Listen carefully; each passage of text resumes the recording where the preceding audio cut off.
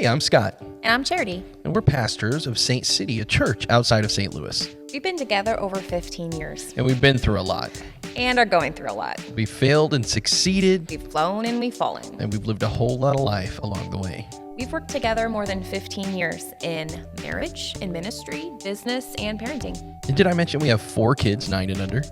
And if we've learned anything, it's that life is not about the arrival. It's about all the life along the way.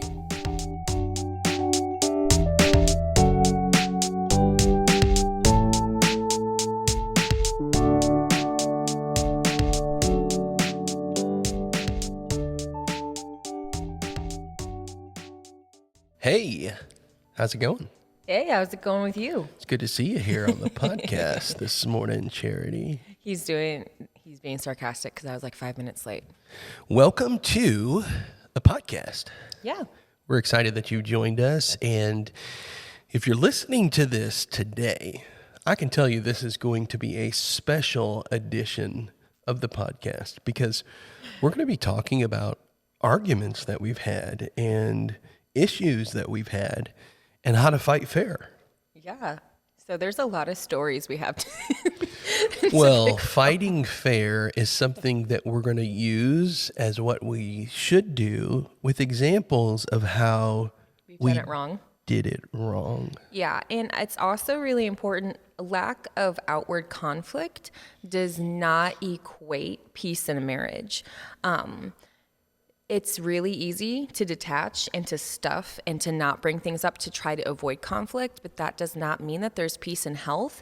And so conflict is not necessarily a bad thing because it digs out the things that could take root and form bigger division and a bigger problem.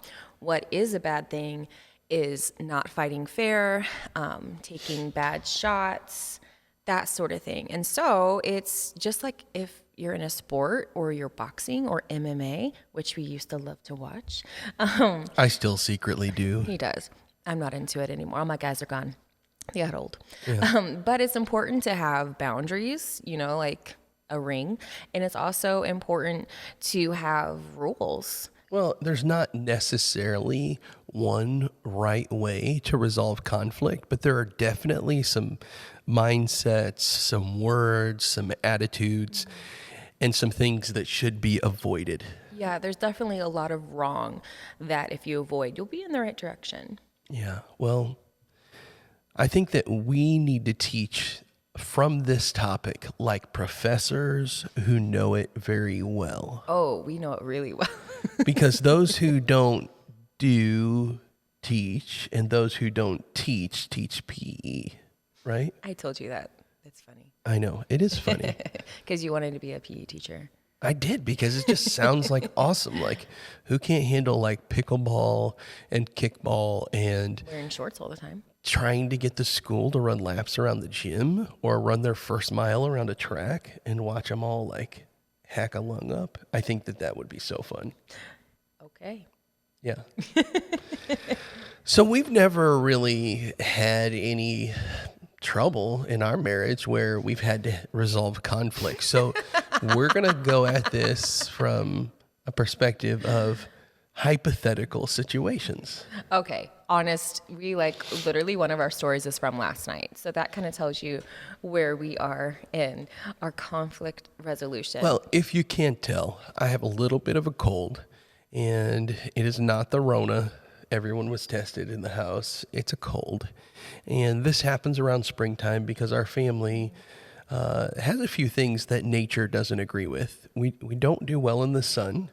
No, And we struggle with allergies. really bad. Yeah. And All a of lot of us have skin conditions because we can't handle harsh shampoos and soaps. So basically, it's a very natural, Feminine.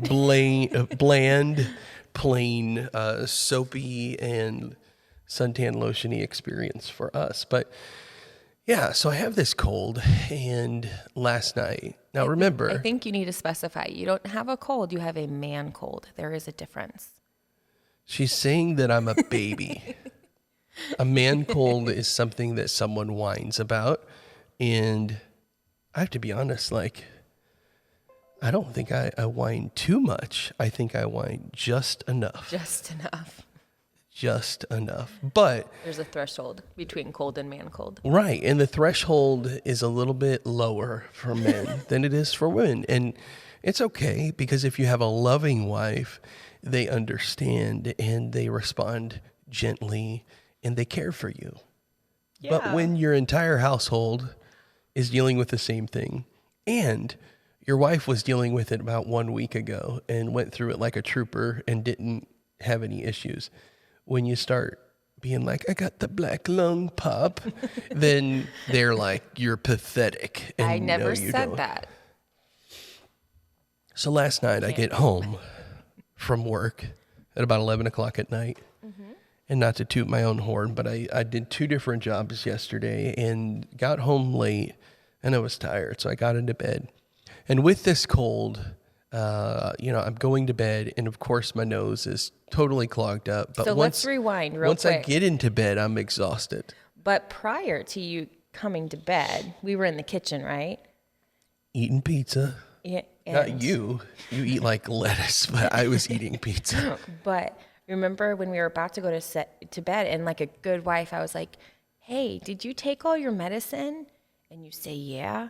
And I say, do you need to take any medicine? And you say, nope. And I said, are you sure? You did, because I don't have cold medicine.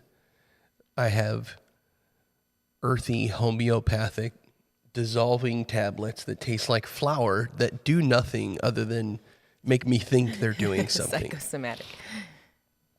So I didn't consider nasal spray a medication, and I just want to apologize for that and clear the air right now.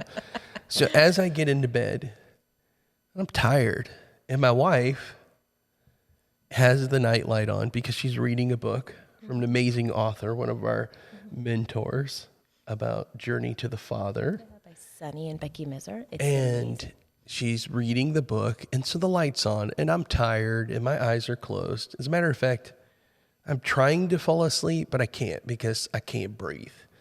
And so I said, can you do me a favor? That's like the start of everything that And I'm going to then have to do that I don't want to do. Can you do me She a puts favor? the book down, like, not gently, and is like, what?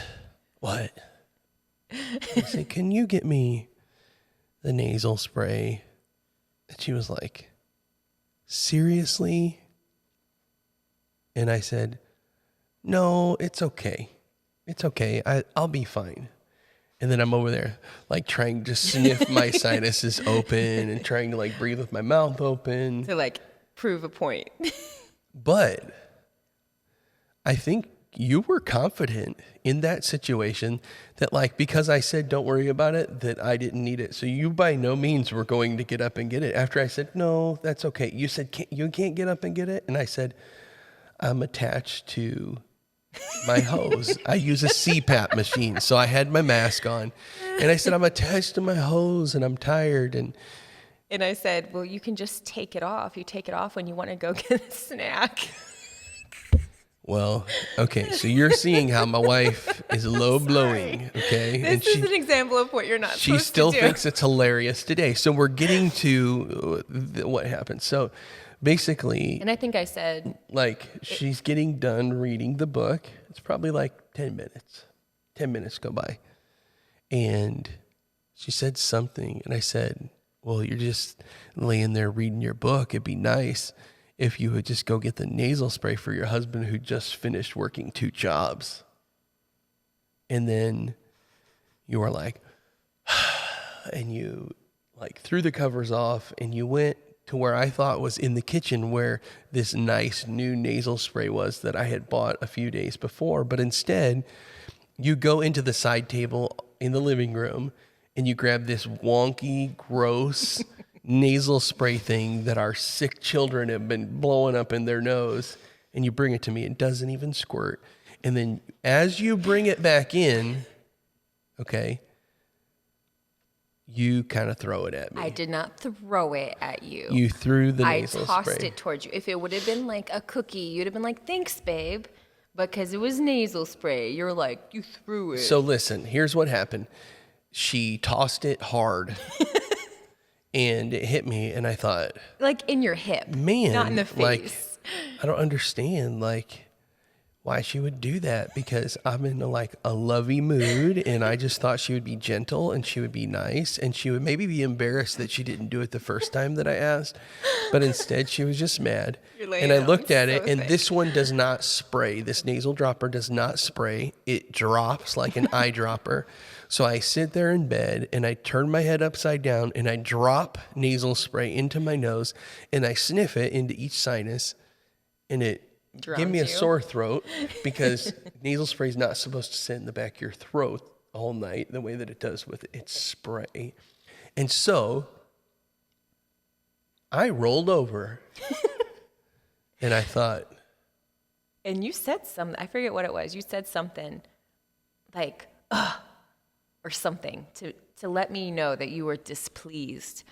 And I remember like asking, what's the problem? You got what you wanted, right? you know what the problem was. And you were like, ugh. And I'm like, but you got what you wanted, right? And you were like, said something. I don't even remember. What I wanted was for my wife to take care of me and do it in love. And you did not get that. Nope.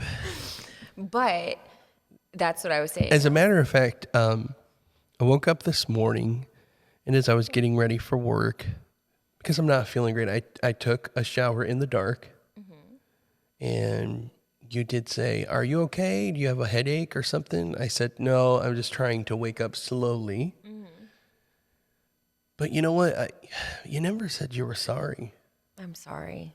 I thought about it this morning. Right before we came in, we were going over our podcast and we were talking, and he was joking about last night. And I was like, actually, like I was thinking about that. And For content, or because you wanted to say those words to me? because I felt bad. You did? Yeah. So basically, in my mind, I was irritated because I felt like he was wanting me to do something that he could have done himself. And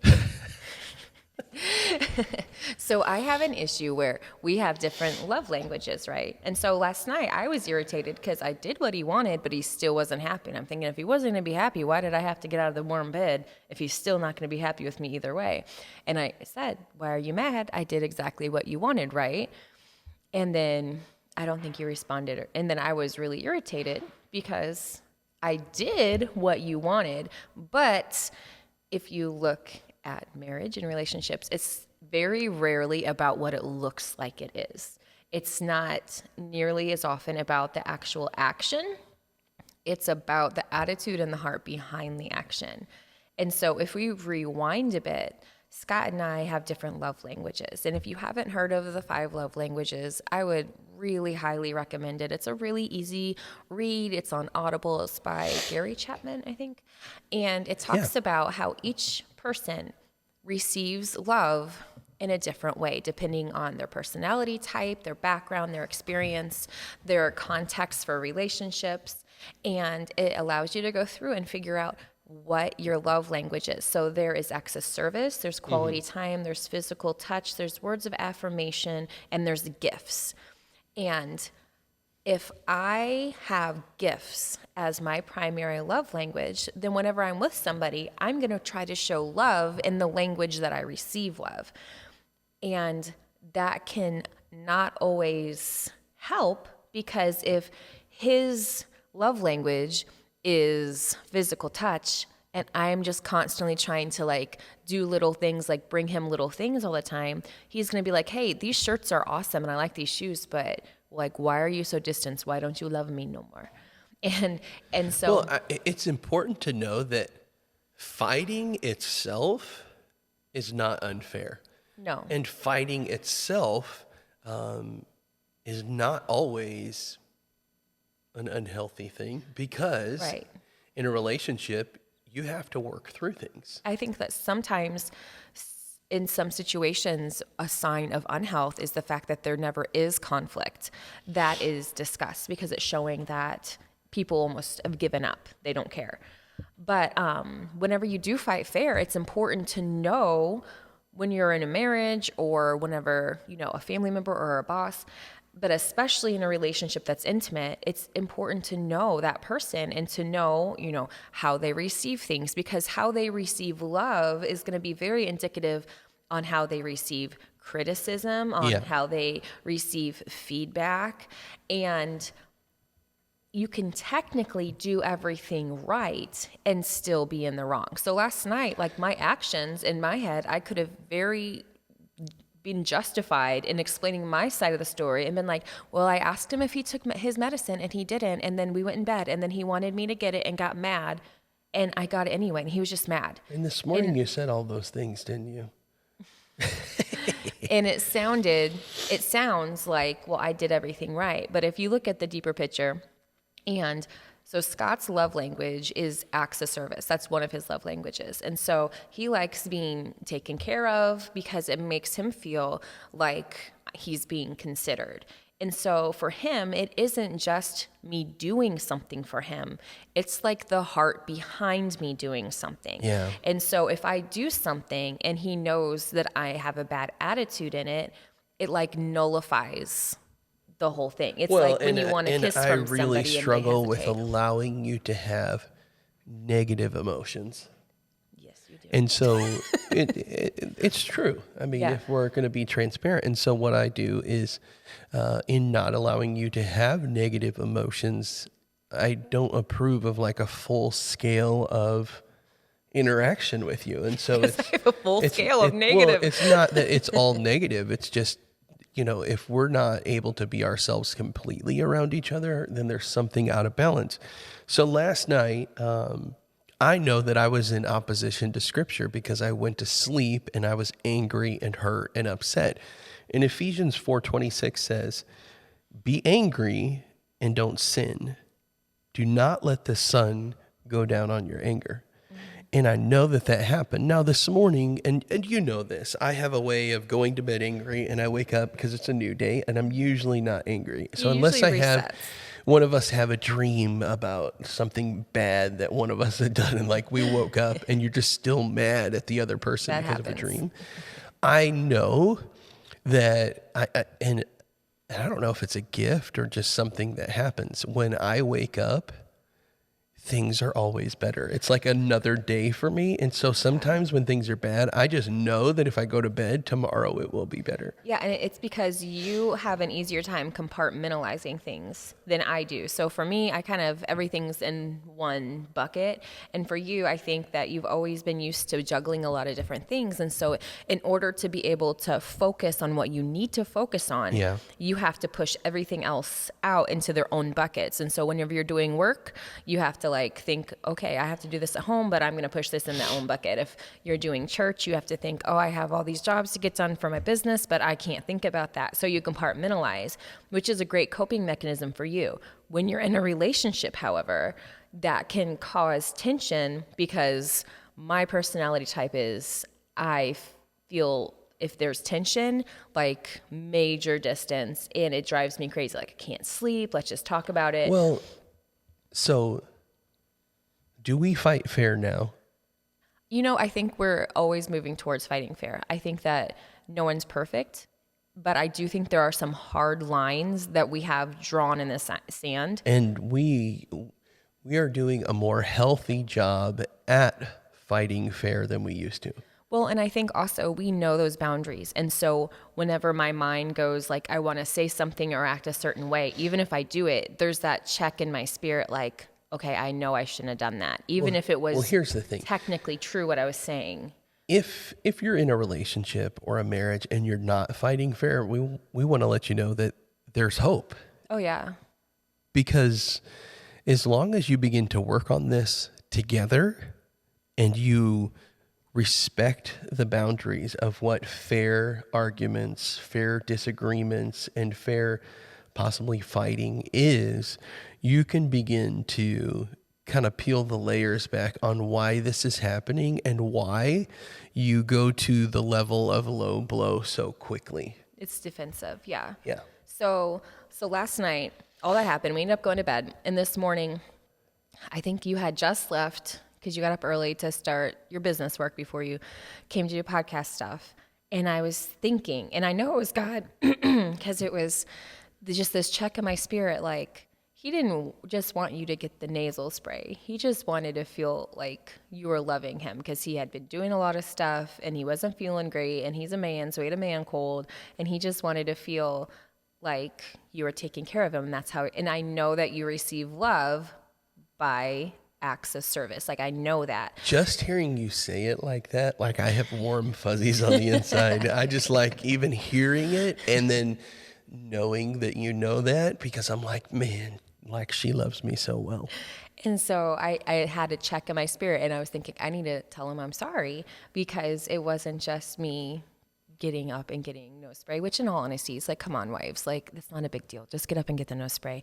But yeah, it was, and also kind of doing a manipulation on the whole situation. Well, technically, I didn't do anything wrong. You're the one that was unappreciative. And it's very easy to do that and to know your partner's buttons and to know that intrinsically you're hurting them, even if extrinsically it looks like you're not doing anything wrong. There you go with big words again. So intrinsically, like the intangibles, where your heart and your attitude, there is absolutely something wrong, even if you are technically doing your physical actions and the tangibles correctly. Right. And so a lot of times, especially as wives, we get into this just get everything done mode. And we think, well, it's done. They should appreciate it. They should appreciate the dinner. They should appreciate that. But I mean, honestly, if somebody gave you a kiss because you demanded them to give a kiss, like, would you want them to give you a kiss? No. If you went on a date with me just because I put my foot down, I'm like, we're going to go on a date and you're going to enjoy it. And you sat there and you listened to me talk and you bought me popcorn and you ate dinner with me, but there was no affection, no intrinsic feelings behind that, that would be devastating to me. Yeah. And so I know, looking at that situation now, even though it's a silly, nose spray little tiff we had, the impact of what was really going on was that you felt like I was almost rejecting love. Because for a person with acts of service as their love language, it's not doing something is almost better than doing it with a bad attitude. Because just like you receive love through acts of service, if you see that I'm doing something for you and it's a chore and it's annoying and there's a bad attitude with it, you receive that as a disconnect more than you would if I just didn't do it. There are emotions that usually take place before a fight. And those emotions, if you pay attention to them, because we do believe that you're supposed to lean into what your emotions are, because they are signposts to what's about to happen. They're markers that say, hey, this is coming. Hey, that's a check in that column. And just so you know, like at some point the dam's going to break and there is going to be an argument. And if you have unmet expectations or you have emotions that have not been communicated or dealt with, what ends up happening is when the dam breaks for one person because it's not done, there may be a whole set of hidden ones that are coming behind, either in that person who gave way or the person who's been avoiding any confrontation or any argument or anything that would help bring it back. So the reason why conflict takes place in relationships is usually because there's not unity. And unity is what God calls us to with Him, but unity is also something that God calls us into. If you're married and you're in what's called a covenant, you are to be united. So I love the scripture that says, a house divided against itself cannot stand. Well, in a marriage, you're one. So if we look at our relationships and our marriages from the perspective of we are one, can you imagine trying to live and lead a successful life when half of yourself is in opposition to the other half? Yeah, it'd be like being married to a Packers fan. Oh, that would be horrible. Bears and Packers in the same house. Not going to happen. Not going to happen. But, excuse me, I have a frog in my throat. Like you were saying, the whole fighting fair thing, part of fighting fair is biblically knowing what God says about having unity and also having some practicals that you know about each other. Like if you did something for me and I was like, hey, can you like switch out the laundry? And you're like, oh, and you did it and then you were done. I'd be like, hey, he switched out the laundry. if you ask me to do something and I have a bad attitude, it almost takes away the effort into me even doing something for you, because it translates, instead of as a neutral, as And a when we negative. boil that down, that's a form of control on my part. Well, But it's it also a also wiring. shows that we have to have a right spirit when we're doing things for one another. So on one hand, it's good for someone to have a right spirit whenever they're helping their mate. But on the other hand, you don't want to constantly be controlling, whether you're expecting someone to, talk about Skittles, rainbows, and lollipops every time something's going on. You have to allow a healthy balance of communication, a healthy balance of emotion, and understand that your spouse is not a robot and is not required to respond the way that you think they should respond. Biblically, what you want is that unity so that when you serve one another, it's in joy.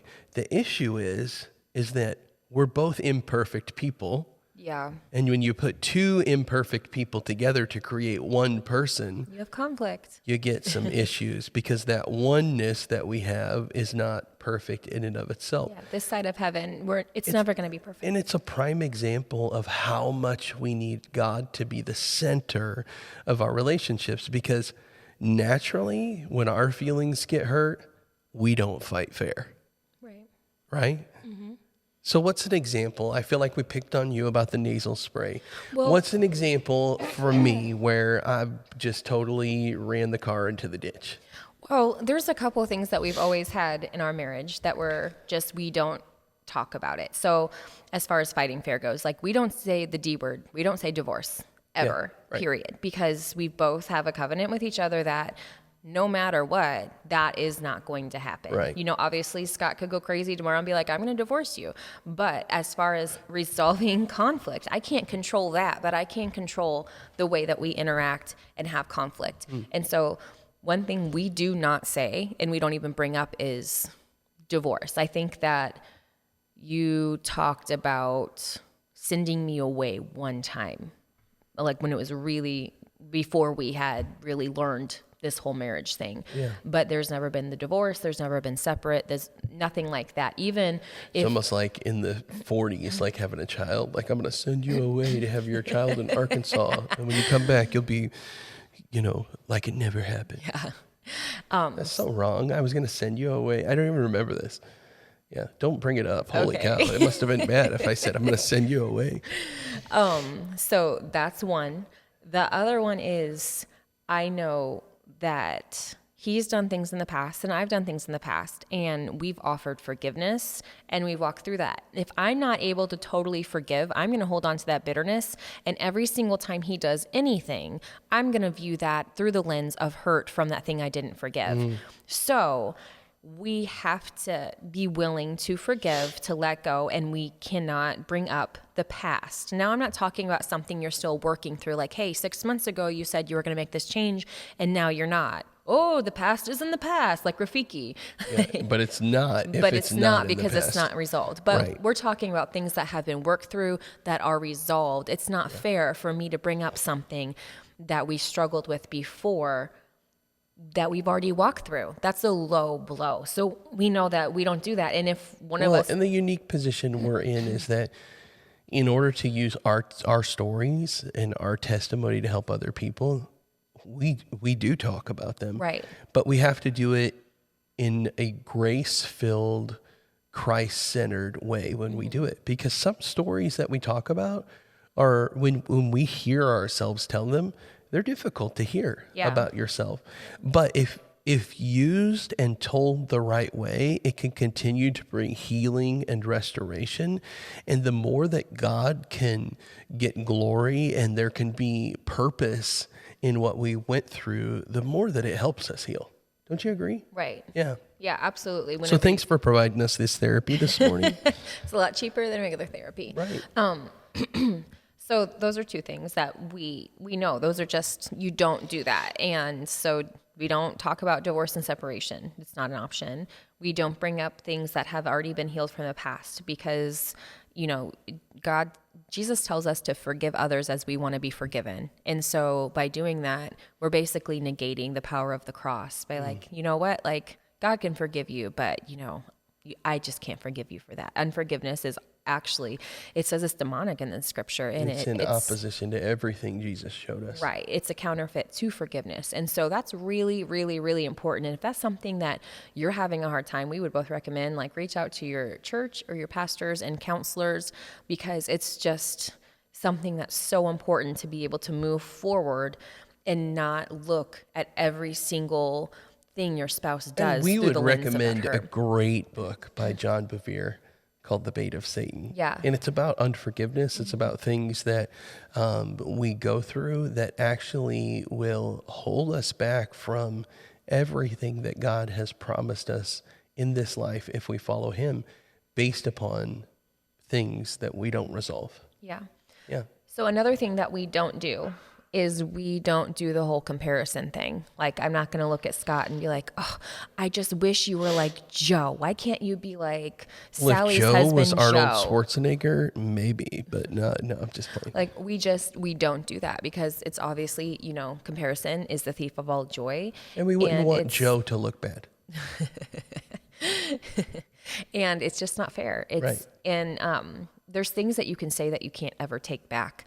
And if we're not careful, those things can grow and have a root of bitterness that comes up not even soon. It could be something that doesn't harvest until years later. And so it's just really important that what our words are. Also, obviously, we don't ever get physical, except for throwing no spray, apparently. Yeah. It was a toss. It was not throwing. Heavy toss. But we don't get physical. We're not going to throw stuff. We're not going to put our hands on each other. And that's actually not been a problem before. So, Well, not in anger. not an anger. Shut up. But so I know what you want to talk about, so you can just dive into it. So at some point, I don't even remember how long ago it was, maybe about a year and a half ago. 384 days ago. Yeah. There was just so much stress and so much chaos and just so much stuff going on. And I came home and I was really struggling with dealing with the extra pressure, which is my family. I created my family, of the chaos at the house. Mm-hmm. And I said, the kids were going nuts and you and I weren't in sync with each other. And I just said, I've got to get out of here. I have to go somewhere. I have to get out of here. Yeah. Well, there were some things that happened before that happened. Help me remember. So Scott, like we've said before, he is the planting lead pastor here at St. City Church. And he also owns and runs his own low voltage camera security business. And so there is a lot on his plate and our plate. And we have 4 kids. And we were, it was a Sunday, and we were done with church. We came home, and you were kind of, I think, just decompressing. And like Scott said, he has a really easy time whenever he's trying to deal with things in compartmentalizing. And so part of compartmentalizing for him during that season was just checking out. Yeah, I flip this switch off when I have to. I turn that switch on. Yeah. Mm-hmm. And so it was, I think, not this past fall, but the fall before COVID. And it was like a Sunday evening, I think. And I was excited because it was fall. And I was like, I'm going to make a wreath. I'm so excited. So I got all this fun stuff. I remember this. Yeah. I remember more now. Okay, keep going. And so I had not been able to do something like that. And I can't remember, like, years and years and years. She was crafting. But I had seen, like, Dollar Tree had all these cool things, and I was excited because fall's my favorite holiday. And I'm like, you know what? I'm gonna make my own. I'm gonna make my now own that wreath. you're telling this story, it just seems so petty of me. But keep going. And so it was Sunday after service, and you had a nap. You had like taken a nap. I think I was trying to take a nap. And then you had woken up, and I think during your nap, I had got my craft stuff out, and the kids were, kind of running around the house and playing, but they were actually not being bad. They were not being bad. Yeah. And so you came out into the living room, and I was like, hey, I'm going to make this wreath. And I think I had been like talking about it for a couple of days. Hey, I'm going to make this wreath. I'm going to do this wreath thing. And you were like, okay. But I think that it wasn't sinking in that meant like I was going to be occupied. And so I got all the stuff out and I'm about to make the wreath. And I think Saul was still little. And so he was kind of climbing on you. It was been getting like to a year be, and a half old. Yeah. yeah, he was little and you were trying to just check out. So you were on your phone and just checked out. And you were getting mad because he was on you and the kids were running around. It was getting closer to time to eat and I was in the kitchen. And at some point you were like, you got mad and I was like, how many more hours are you going to take building your wreathies? your wreaths. So stupid. And It was like, because this family needs dinner and you're over there crafting and I haven't got a nap and it's Sunday and like I need some me time. yeah. And so at that point in our lives, we were running into where Scott worked from home. So we were always home. We were portable in our church. We did not have an office. And so every single thing he did, unless it was an install or on Sunday morning when we were using our temporary space, was always at home. And so myself and the kids had a hard time because if he was home, they would want to be around him. And so the whole boundaries, they didn't understand that sometimes, he's trying to relax. Sometimes he's doing work. They just say, hey, daddy's home. And to amplify that, it's not like whenever you have a work schedule, you're 9 to 5. Like, okay, I'm going to go downstairs in my office and be gone for this amount of hours. It's, it's 10:30 at night and you're trying to get a proposal done. Sometimes you have to come and like switch things around. And so a lot of times we wouldn't know the difference between you being on the computer for work and just being on the computer. And so it was stressful for me trying to keep the kids away from you because you were home doing work. So needless to say, I got upset and I was just like, this isn't going to work. Like you can't be crafting like this. And there's important things going on. And one of those things is my need to get some rest. And so I didn't know what to do. So And then I kind of pushed it over the edge.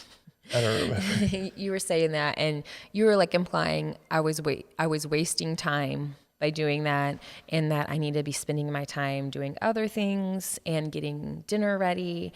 And then I said, well, I'm sorry. I guess you would rather me waste my time on my phone on Facebook like you do. Oh, yeah. Ouch. And then you got really just hurt and mad. And then what happened? Well, it just hurts when somebody hits you below the belt. I have to justify my next stupid action. So I basically get up. I'm upset. And I'm like, I just can't do this. I need to leave. I need to have some space that's quiet. I need to go. So I just left. And I remember the kids being upset. And I remember you being upset. And I just left. And I didn't know where it was going to go. But the farther that I drove, the closer I got to the nearest hotel. And I thought, I'm just going to check in. And you left without your phone. Yep. And so that was hard because I knew there was no way for me to get a hold of you. And I wasn't going to call your parents and drag that out and be like, hey, your son's mad and he just left, because then they would be all worried. And so it was kind of just, I remember having a conversation with God and being like, well, God, I can't get a hold of him. I can't do anything about anything. So you're just going to have to take care of this. And the kids asking, where's daddy? Why is he mad? Where's he going? And, I don't recommend lying, but, kids don't always need to know every single little thing. So trying to assure them like, oh, no, he just had to go do something. It's okay. No big deal. So as I left, I really didn't realize that I left my phone. And so I go and I basically get a room at the local hotel. And I realize I don't have my phone. So I go up to the room. I haven't really done anything. I sit down at the chair because I realized that, I tried in the business center after I checked out the room to write an email, but nobody was responding. So I went up into the room and I got on the phone and I called. I said, hey. And she's like, where are you? And I'm like, I'm at the local hotel. And she's like, why? I'm like, well, I drove here and I'm tired. I'm not going to go to my parents and bring them into this. I have no place to go, Charity. I don't have an office. I don't have a building that we use for church. I have nowhere to go. I can't go to any, people from my church to their house because the pastor is not supposed to show up with their issues. I have nowhere to go. And I didn't know what else to do. And I did not want you to be worried. And I wanted to call you and tell you where I was. And I remember usually, I don't like feeling like there's distance and conflict. So usually I'd be like, come on, what are you doing? What's the matter? And I just remember just having a peace because I talked to God and just talking to him and be like, okay, well.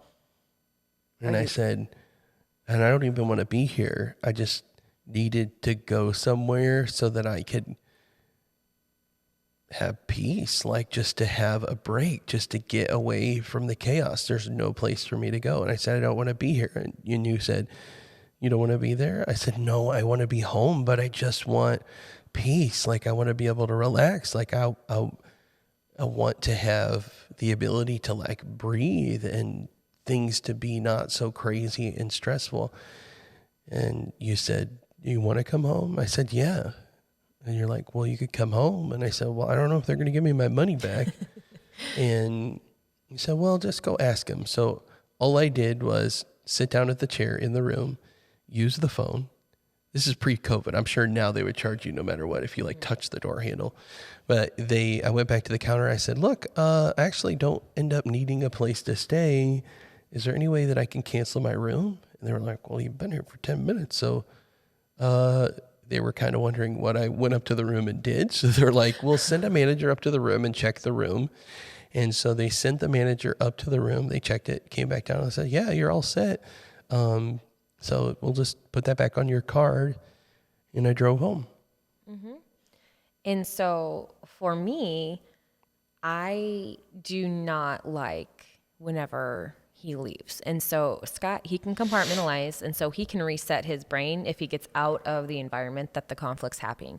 Me, I can't do that. I can't just take that out of my brain and have peace. I actually have less peace if the more time goes by without a conflict resolution. And so, and he knows that from... She's that angry person that follows you around the house when you're trying to avoid Let's just conflict get it because she out. just wants to get it over with. Get it out and get it over with. Pull the Band-Aid off. Yeah. And so in our early part of our marriage, that was something that he found out, and I vocalized pretty quickly, is like, when you leave, it makes me feel like you're leaving. And so one of our fight fair things was, okay, if he is going to walk away, then I'm going to respect that and give him space and not follow him around. And if he goes into the other room or goes outside, like, that's fine. Because if you were outside or in the other room, like, you were still there, or if you did need to leave the house to get space, you would say, I just need space. I'm going to run up to the hardware store. Well, I'll be back in an hour. And the big thing was that because you don't want to allow there to be space between the conflict and the resolution, and you really go after it, I would feel like pressure, like confrontation. And so the way that I used to be, when I would meet confrontation, I would be explosive. For you, you're just tenacious and you just are direct. And so it's not explosive, it's just persistent. And for me, I know that I get to this point where I'm going to blow up. And it had been so long since I really blew up. It put me in, and it still does if you come after me. It puts me in like a panic state because I get nervous that I'll revert back to that. And I don't want to hurt my family by screaming and blowing up and being who I used to be. And so ultimately through this, a couple of things happened.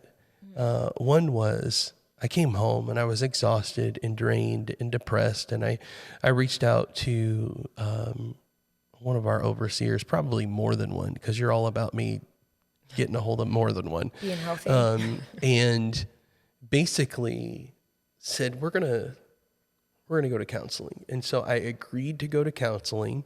And when we went to counseling, very quickly, one of the first things that our counselor said in the first session was, you need to get a space for an office for your church. You need to have a space that's separate from your home that is an office. Can you do that? Can you afford that? And I said, yes. And he said, because if you were going to say that you couldn't afford it, I was going to say that you can't afford not to.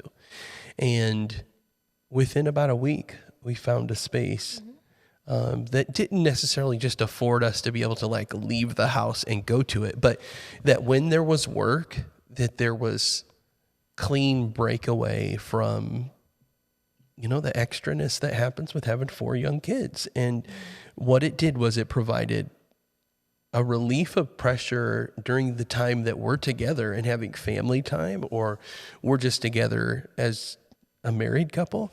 And really what happened was we had to get to a point where you heard what I was dealing with, and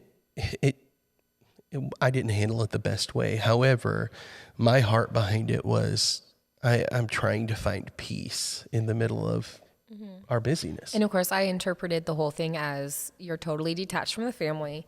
You don't want to be around us. You're wanting to escape us, and you want to dictate everything I do, including make wreaths. And so much growth and health has begun to come from just allowing something as simple as having a secondary quiet space to be able to accomplish the task that we were trying to do in a home that is extremely busy. Because you can't do everything all the time at the same time. There has to be separation. And, we always say we do ministry as a family. The kids are up here. They're totally involved. This is our passion as a family. But at the same time, if we don't have separation, basically wherever you are, be all there. Yeah. And at that point, there was just stress upon stress and fights upon fights because we were everywhere, but we weren't fully anywhere. Yeah, we weren't fully present in any one capacity or at any one space at a specific time. So here's the thing. We want to encourage you to fight fair, but we also want to encourage you to grow together in your relationship with God. So I want to ask Charity to do something. In a situation where you're needing peace and we're in the middle of conflict, would you be willing to pray a prayer as an example for our listeners of what you would pray when you're seeking peace in the middle of conflict, and what that prayer would be like so that our listeners can hear one of the ways that we deal with this? Because you can't control conflict because you're only half of the conflict, but you can control what you surrender to God and how you cope with that conflict. Yeah. And so, okay, I'll just give a prayer. Yeah. Okay. I'll pray with you because I want to hear it too. Okay. Dear God, I just pray right now that what I'm walking through, that you see, that you make yourself evident. I pray that you be with my husband and whatever is going on that is causing conflict and causing separation, that you deal with it, God, that you allow him to have peace. I pray that you allow me to rely on you and you alone.